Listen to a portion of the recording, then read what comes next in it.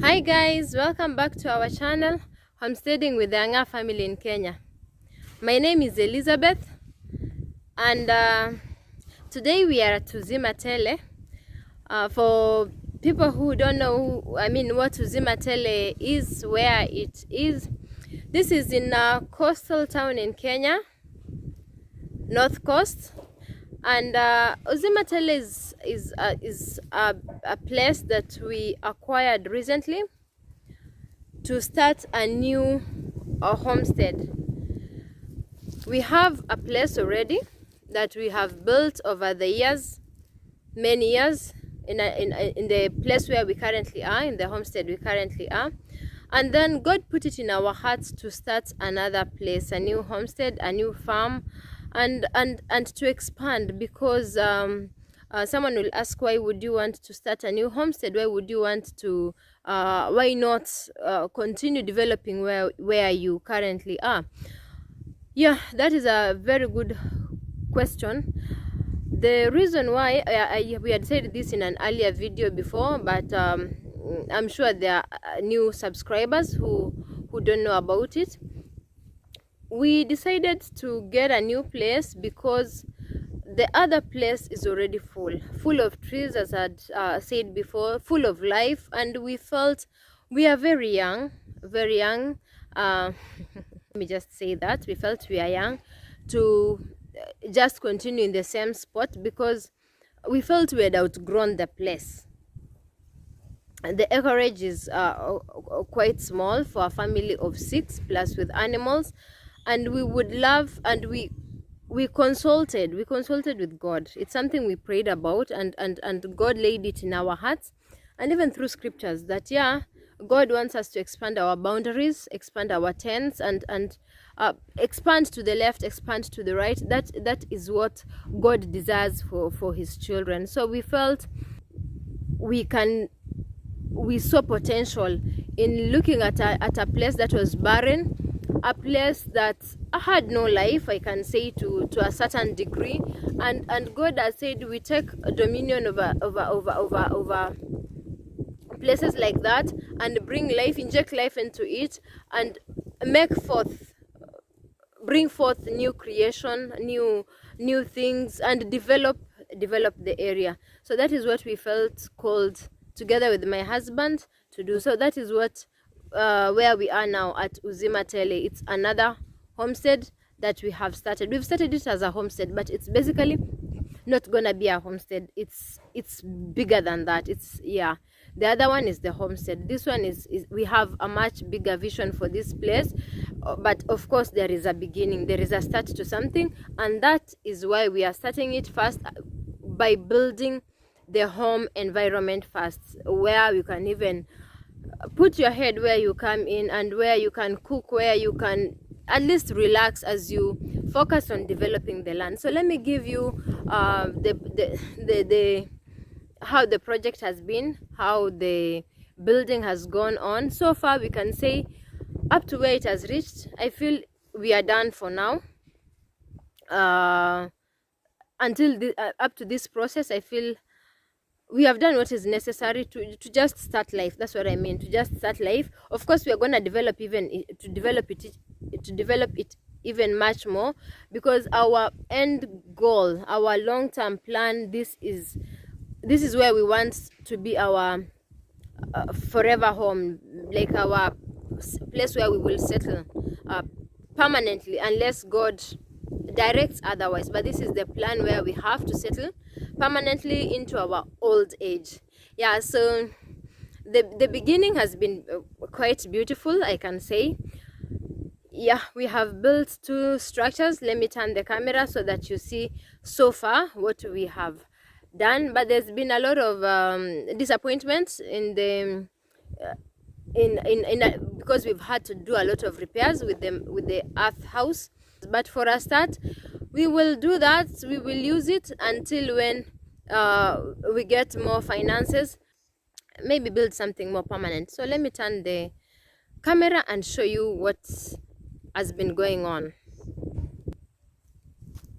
Yeah guys, that is the kitchen I had shown you earlier.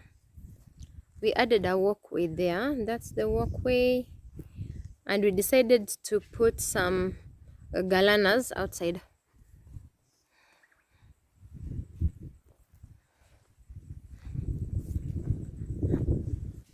This is the walkway from the kitchen into the house. Yeah, look at what we've done to the floor so that we don't carry mud from here to this place. Let me show you the interior of what happened. Haha. Doing a lot of cleaning, yeah? Yeah. Hey. I'm doing the man part of it. Haha, which is pushing and relocating things. yes. So this is the round huts.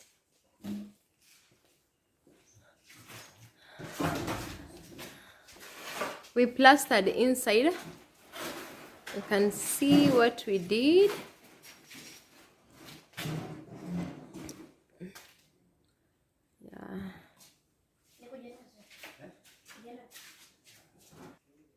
Yeah guys, so this is the interior. It's almost done. We just do some final touch-ups here and there, and I think, yeah, we can come and start sleeping here when we are around. At least there's a place to stay, to sleep. All those things will be removed. We were still working on some things, so the shelves are getting used. Yeah guys, so this is what has the light is too much on that side. Let me try.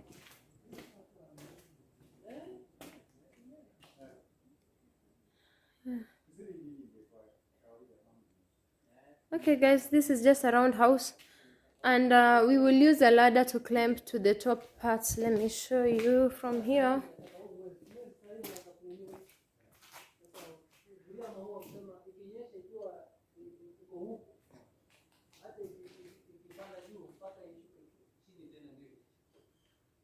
Yeah, so we will use a ladder for the children to climb, and that ladder is being made. We've gotten some. We are going to get someone to make the ladder to use the rooms at the top. So this is how the room looks like. We will have it cleaned later. I decided if we are waiting until it is cleaned before I make this video, it will take long.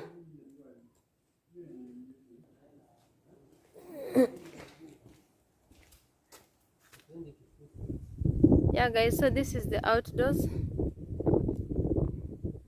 Yeah, on this side.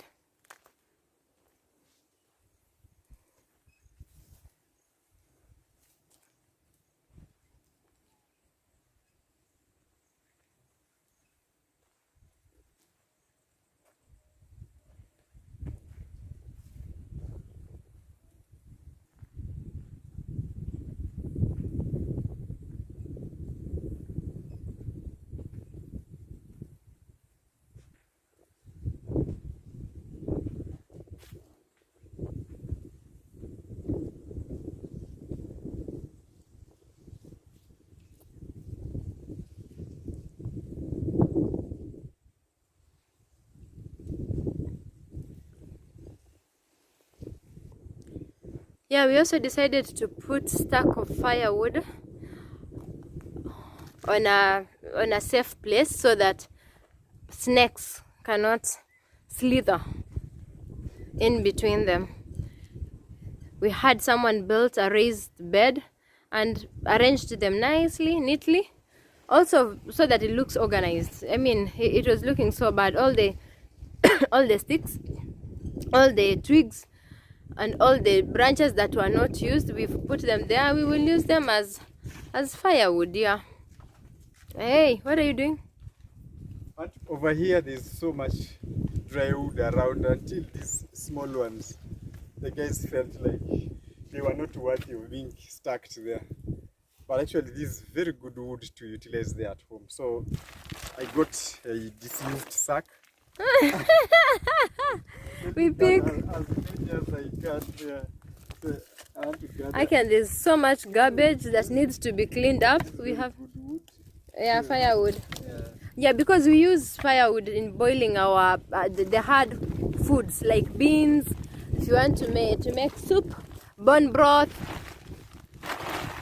Yeah, that is what we use to boil hard meat. And also maybe just to have a bonfire in the evening. Yeah. Is very good stuff to use. Hey guys, look at it has rained. Look at the greenery. It is so gorgeous. The place around is just so gorgeous. I love the green. It is. I really enjoy looking at all that. Now the work is clearing that up and sorting that mess. We don't want to bring a lot of garbage, as much as we can't avoid garbage, to bring a lot of garbage to this land that is so unpolluted. Okay, as a man, I would like to ask, how do you feel like living off grid and homesteading life off grid in a place that is not a town center? Maybe let me use the word civilized, in a bush, something like that. How do you feel like? What are the challenges that you feel? What are the weights that you feel? One of them, the main one, which you feel instantly, is the uncertainty. Like you mentioned about the security. Now, you really, in towns, there's the hard.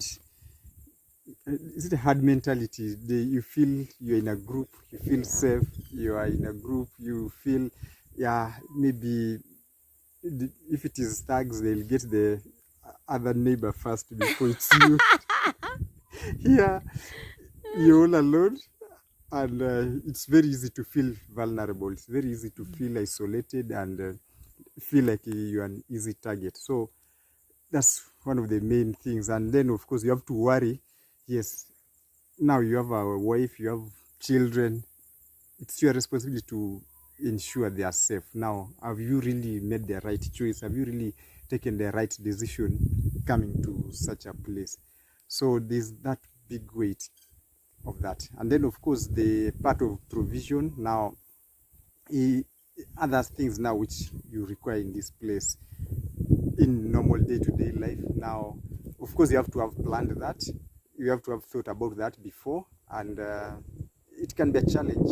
Even like here, even the nearest shopping center is quite a few kilometers away, for example, and schools are also quite a distance. The children have to, okay, it's not bad to walk, or if you have to walk them through the thickets, through the bushes to the nearest. So all that, you have to consider those things, and some of them you can begin having doubts in your mind whether have you done the best choice, have you taken the right decision. But there's a good part to it. There's actually a thrill of doing something different, doing something special, and it's fulfilling, it's satisfying. And you, what do you feel? Yeah, for me, I mean, I can speak as a, maybe say a female. Is it a woman? Gender. Yeah. And the weight I've felt here, I think I can say that living off grid is very humbling. It's very humbling. I think I came to realize that it is quite a challenge for a woman to live by themselves in such an area. Yeah, but yeah, there are those women who are so tough. I salute them. Very, very tough. Maybe they came from KDF or whatever, Marines. I salute them. But I've come to realize that, biologically, people were created differently. There's male, there's female, and physically we were endowed differently. So this mentality of, I can do what a man can do. Oh my goodness, let me tell you, I left it way back in town. Yes, that is me as a person. I left it way back in town, because at times you're here, and when it reaches 7 o'clock and you hear some kind of noises, that is when you realize there's something called security. Yeah. And I start thinking in 4 different directions. If something was to happen now, where am I going to run? My husband that time is so cool, calm, and collected. Yeah, so I realized that yeah, it is really humbling living here. And I also feel even to the men it's quite humbling, because this is a place where you need partnership. You cannot say that I'm a man, I'm physical, I'm masculine, I can handle. No. Living here needs a lot of strategy. Yeah. Needs a lot of strategy, needs a lot of wisdom. Because we've done this before. This before. Yeah, and we have seen the challenges that we faced even from our first place. Our current house. I mean, there's a time there was a wild cat that came and it was destroying our things. You remember, eating our ducks and I can tell you that there was no woman who came out to fight with that cat. It was a man who locked himself in that room and fought with that thing. And fought with it, and it was flying all over his face. But what was it? Scratching. Almost, tearing his skin. Yeah, so we have seen a man where we are staying killing a cobra. So far, I have not seen a woman, in my own opinion, who fought with a cobra that was raising its head like this. So this also needs a lot. It has taught me a lot of that God wanted people to live in partnership. Yeah. Even for a man, they cannot say that it is just only about physical, because once you start fighting with something and you're hurt. Yeah, they can add on to that. Yeah, I think the women, the ladies are so much blessed with they have this intuition, these antennas. They are so sharp that they would actually sense a situation that could go wrong way long before it does, and they evade it. So where a man could use maybe brute force and try and solve it, a woman will have solved it even before it happens. I've seen it firsthand with my wife here.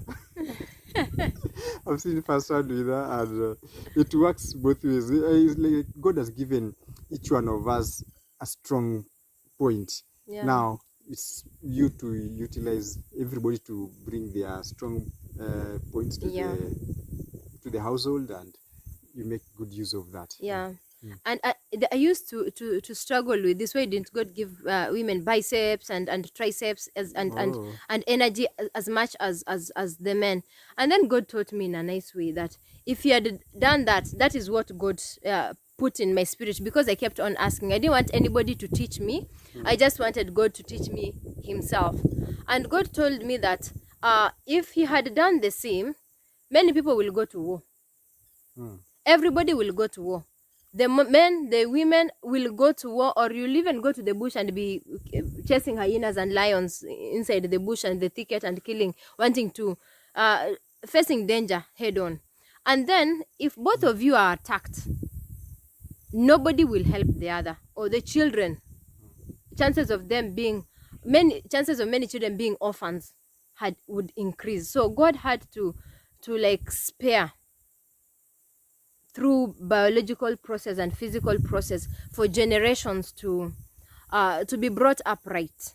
Yeah, and to have, what can I say, a functional yeah, to increase let's say the scientists put it here, survival, to increase survival chances of the generation, of the offspring. Yes. Yeah, that is what I felt in my spirit. The nini is not so good. The light. Yes, it had gotten dark, so we've made a few adjustments with our lighting system. I believe now we are good to continue, my dear. Yes. Yeah, I hope I'm sure they can see us. Yeah. Okay. So one other challenge you'd feel in this place as an off-grider. Of course, we are not from the local community around here. So there's always, like in Kenya, there's this thing of you still feel that you're expected to go and build and settle among people of your ethnic origin. And this is not the case as per our case here. So there's that bit always get asked, or by relatives especially, don't you feel insecure, like maybe like now this is a year of national elections, and historically in the past there have been clashes in various parts of the country about based on tribal alignments and political parties and all that. So that bit is quite challenging sometimes, and having to answer and brush it off and say, it's okay, this region is all right, this area is okay, our neighbors are good. But it always keeps coming up, keeps cropping up, and the more you keep lending ear to it, it can actually make you have doubts. Yeah, for me, I cannot say that there is a region that is good, that there are neighbors that are good. That is for me as a person. Yes. Because many people, even in the previous election, it is people who are close to them, who knew them, that went and harmed them.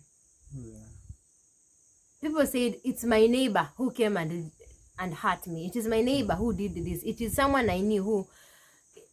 So I want to say that I don't know. I have experiences has taught me to never put trust in man. And especially these are kind of people I trust. I don't know. For me, that one, no. I do not put. And also, I can. This is where again I can bring back this female thing again. Yeah. It is the female have been hurt. Even let's say the word raped. Used the word raped by people who knew them. There are people, their children. There are people who have been raped by their very close, and we have a guest. Hi. Yeah, by people who have been near to them, near and dear. Yeah. So I as a woman, there's a point where you just don't let your guard down. I mean, you just don't, you're not so reckless to the point of you say, this region, my neighbor. No, I think I've just learned to live trusting God, that God is the one who keeps, God is the one who sustains, and God is the one who protects. If you live in, he says, I will give peace and nobody can bring trouble. And where there's trouble, unless God gives peace, there cannot be peace. So that is how I live. When we decided to come off grid, I looked at this area, I looked at this environment, and even where we are living currently, and what made me accept to go to that place is not because of a certain people or religion, or region. It is because of knowing that it is God who keeps. You can live among your people and they can hurt you. There are people who have been killed by their own brothers. Abel and Cain, that is where the first murder started.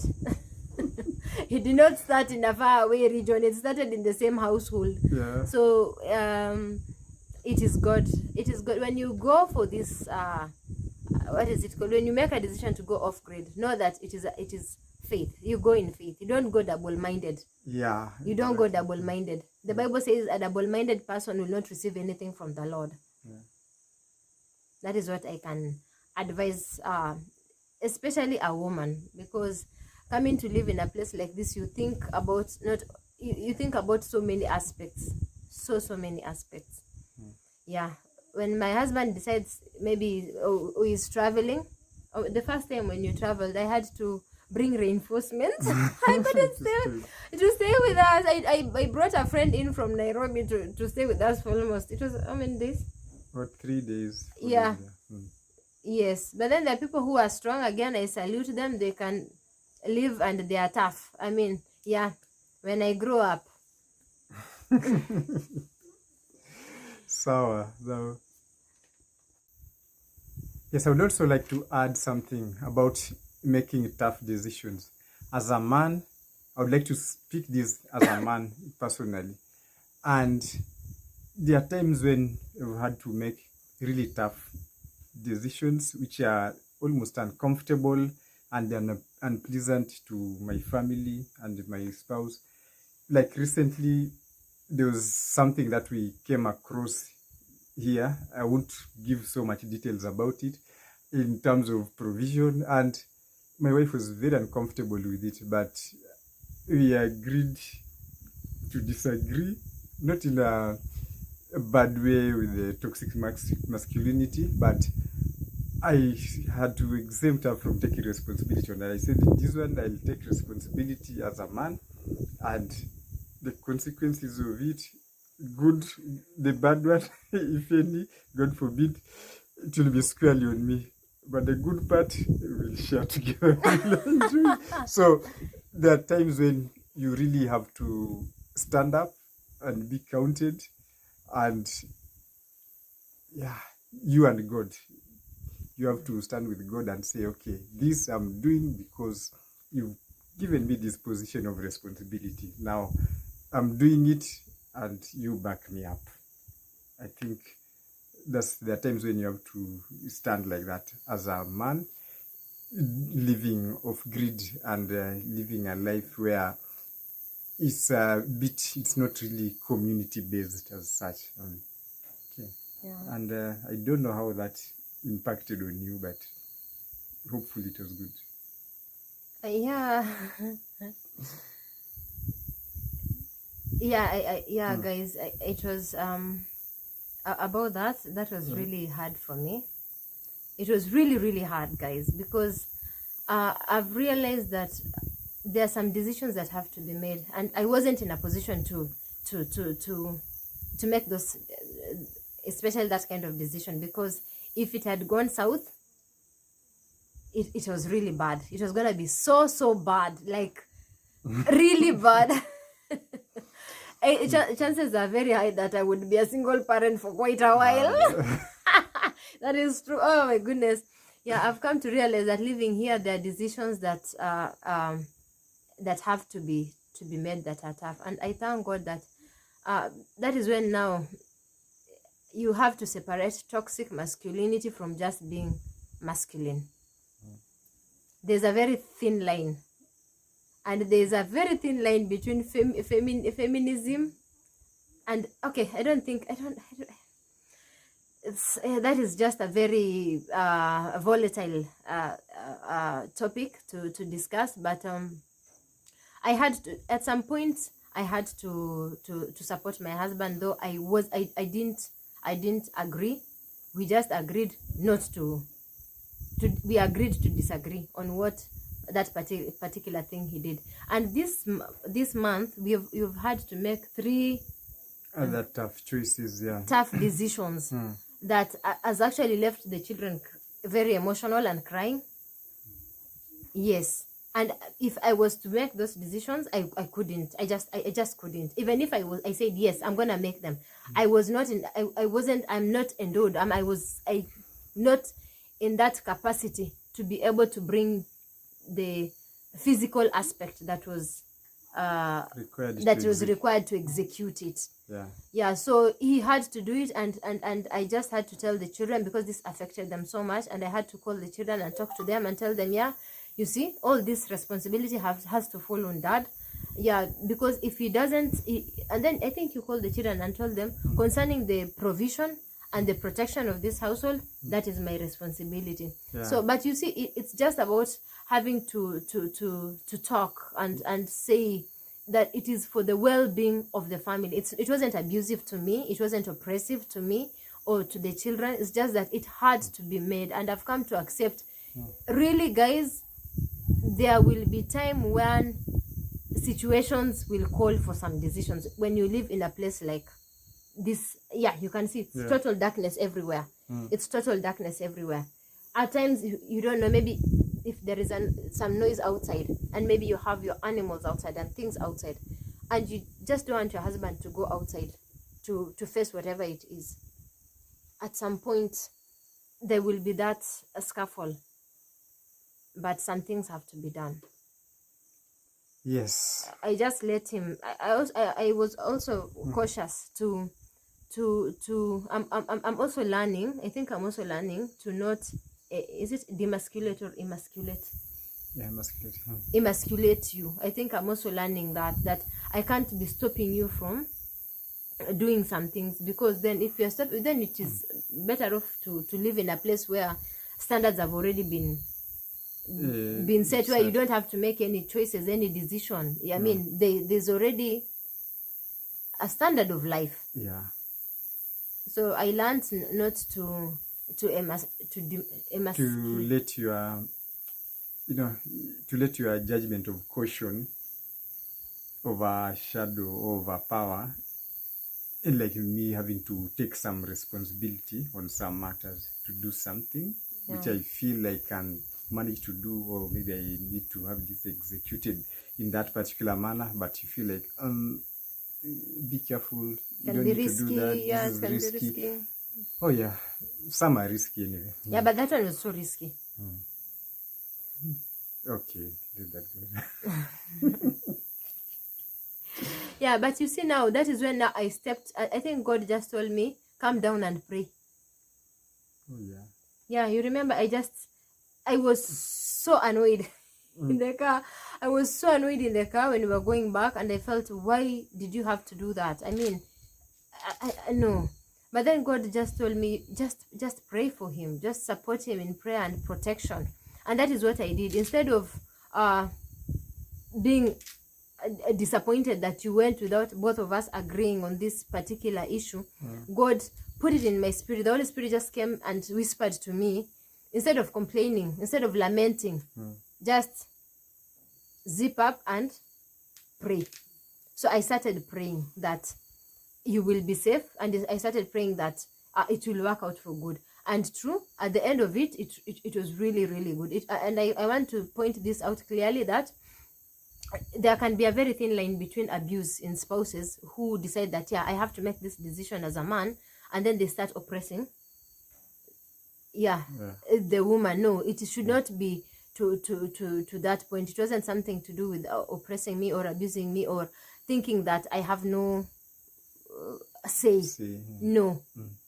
It is something that really had to be done because of the children. It's just that if you are actually to be listening to all the I'm so cautious that nothing can actually, I can say, I accept I am so overcautious that many things will not be done. Yeah. I'm so overcautious that many things will not be done. But there are some women who are so brave, I'm sure more braver than me, who can even support their husbands in such kind of endeavors. But for me, I think God is now teaching me how to get into bravery and just being a support system that does not bring in the spirit of fear and limitation. Right. And I'm also learning through you how to be brave. Right. Yeah. Okay, guys, I think we've talked until night came, and we've been talking. It's pitch dark around. Yeah, it's very dark.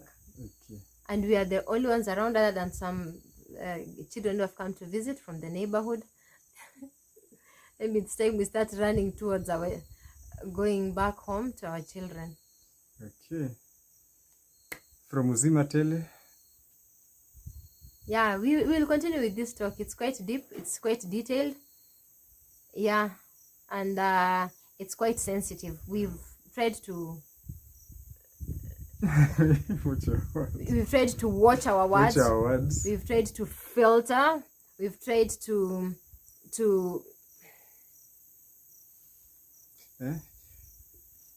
what's that word? We've tried to handle with kid gloves, cotton, wool wrapped. Yes. But it's a very delicate conversation, and as we are continuing to grow, maybe God will also teach us how to bring forth such topics in openness. Because guys, if you are really to speak candidly, yes, some people can say my husband is what? and I am it's better you yeah, guys. Yes, guys, so some things are better one-on-one, and some things are we really have to really watch to some extent. Okay, so how we bring these topics. Yeah, guys, so I hope it has been a blessing to some extent or fully to all of you guys. Until our next video, enjoy. Bye. Thank you for watching. Yeah.